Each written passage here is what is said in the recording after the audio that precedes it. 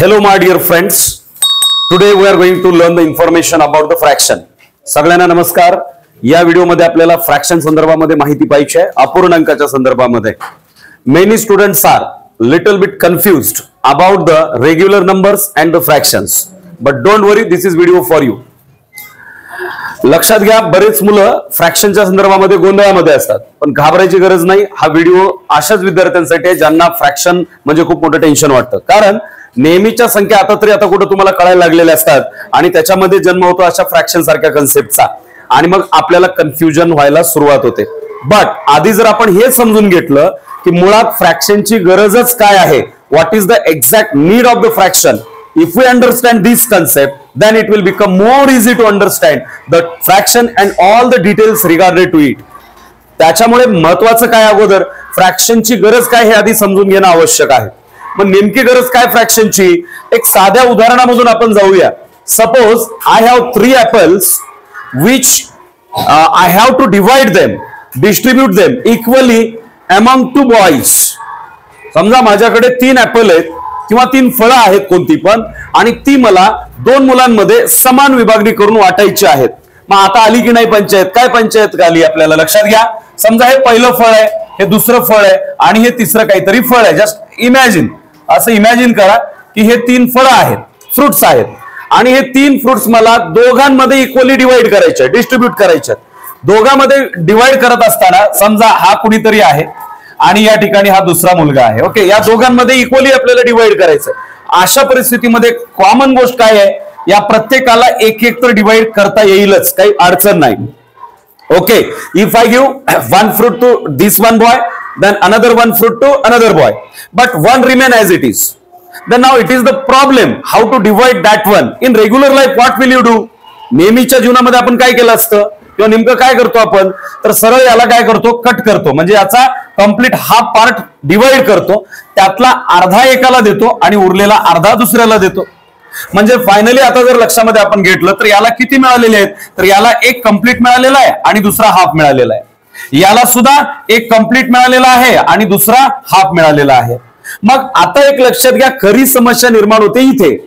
In our daily life we have the numbers to write as 1 2 3 4 and so on.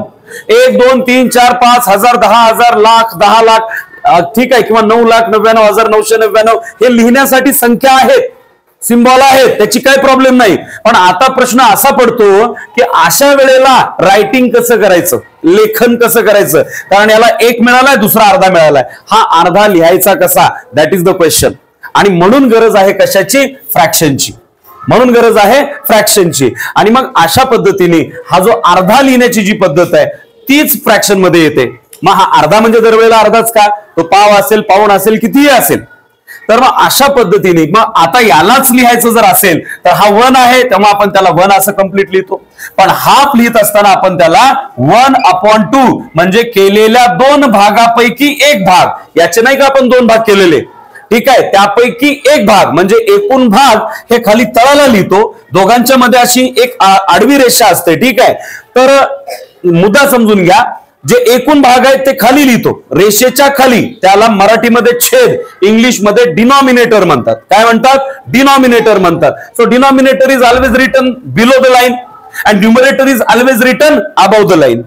या आडव्या horizontal लाईनच्या वरच्या भागामध्ये न्यूमरेटर आणि या आडव्या हॉरिझॉन्टल लाईनच्या तळाला आपण डिनॉमिनेटर लिहितो. म्हणजे डिनॉमिनेटर हा टोटल पार्ट आहे आणि त्यापैकी किती, तर तो वरती लिहिलेला आहे. म्हणजे अर्धा लिहिण्याची ही पद्धत आहे, त्याला आपण हाफ असं म्हणतो. मग आता हा रेग्युलर नंबर आहे का, नाही आहे, this is not the regular number. Okay, मग अशा संख्यांनाच आपण अपूर्णांक असं म्हणतो. म्हणजेच काय आहे, इन अ रेग्युलर लाईफ और in regular wording what we can say, the number which is not a whole number. आता बघा ना, याच्यामध्ये हा होल नंबर आहे, म्हणजे ही पूर्णांक संख्या आहे, पण ही पूर्णांक आहे का, नाही आहे, this is not the whole number. So therefore the number which is not a whole number is called as fraction. So simply we can write the definition like this: the number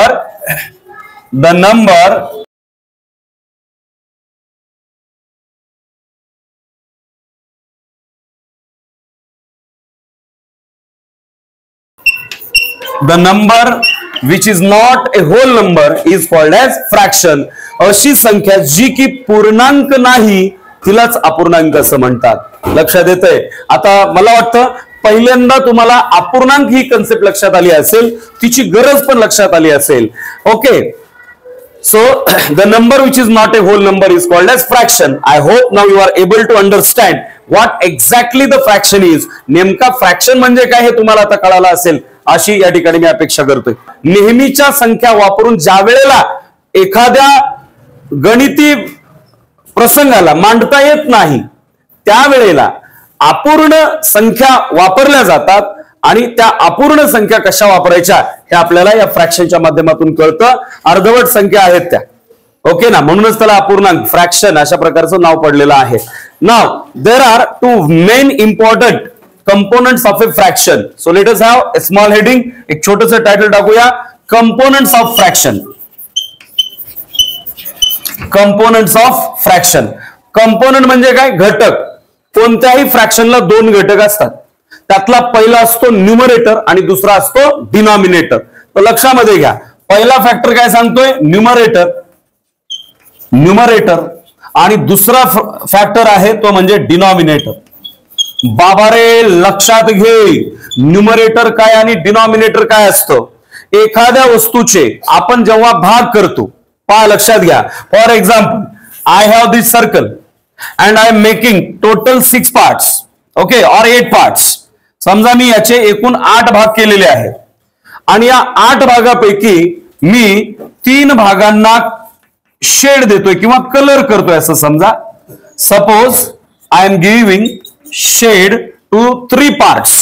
okay, आता लक्षामध्ये घ्या, इथे एकूण part किती आहेत? तर ते 8 आहेत. पैकी शेड किती भागांना दिलेला आहे? तर तो 3 भागांना दिलेला आहे. म्हणजे 8 पैकी 3 रंगवलेले आहेत.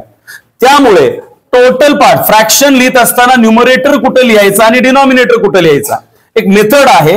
एक आडवी रेष मारली जाते. There is a horizontal line. The part of fraction which is written above the horizontal line is called as numerator. बघा लक्षात घ्या, न्यूमरेटर कोणाला म्हणायचं? हा फ्रॅक्शनचाच एक कंपोनेंट आहे, पार्ट आहे, जो की हॉरिझॉन्टल लाईनच्या अबव लिहिला जातो. हॉरिझॉन्टल लाईनच्या अबव लिहिला जातो. Okay, the part of the fraction which is written above the horizontal line is called as numerator. Okay, so I have to write the numerator above and total parts are always written at the denominator. So part of the fraction which is written below the horizontal line is called as denominator. So in this way a fraction becomes complete. अशा पद्धतीने एक fraction complete होतो की ज्याच्यामध्ये रेषेच्या वरती numerator आणि खालती डिनॉमिनेटर, अंश आणि छेद असं त्याला मराठी वर्डिंग मध्ये आपण म्हणतो. आता एक लक्षामध्ये घ्या, मग याच्यासाठीचा फ्रॅक्शन आपण कसा लिहिणार? So make a fraction for the shaded area. Shade दिलेल्या एरियाचा फ्रॅक्शन बनवा. असा प्रश्न जेव्हा पडेल त्यावेळेला काय करणार आहे तुम्ही? डिनॉमिनेटरच्या जाग्यामध्ये कधी पण लक्षात घ्या टोटल पार्ट्स लिहायचे असतात. Total parts at the place of denominator. Okay, आणि कलर केलेले किंवा शेडेड पार्ट मात्र तुम्हाला कुठे लिहायचे आहेत? न्यूमरेटर मध्ये लिहायचे आहेत. Is that clear? So in that sense how to make the fraction for the given presentation. या दिलेल्या प्रेझेंटेशन साठी फ्रॅक्शन कसा बनवणार? तर आपल्याला इथं फॉर्म्युला तर मी दाखवलेलंच आहे. काय दाखवलेलं आहे की बाबा रे टोटल पार्ट्स डिनॉमिनेटरला लिही. चल, टोटल पार्ट्स किती आहेत? 1 2 3 4 5 6 7 and 8. सो टोटल पार्ट्स 8 आहेत, त्याला डिनॉमिनेटरला लिहिलं. पैकी शेडेड पार्ट्स किती आहेत? 1 2 3, ते न्यूमरेटर मध्ये लिही. फ्रॅक्शन काय झाला? 3/8. आता ही एक गोष्ट लक्षात घ्या, फ्रॅक्शन वाचन करण्याची ही पद्धत आहे. या न्यूमरेटरला आपण 3 म्हणालो, ही जी आडवी रेष आहे त्यावेळेला आपण अपॉन असं म्हणतोय आणि मग तळाशी जी दिलेली संख्या डिनॉमिनेटर त्याला सुद्धा रीड करायचं आहे. म्हणून 3/8 it is the reading and when I write this reading that time it is the writing. Okay, या फॉर्मॅटमध्ये आपण प्रत्येक फ्रॅक्शन मांडू शकतो.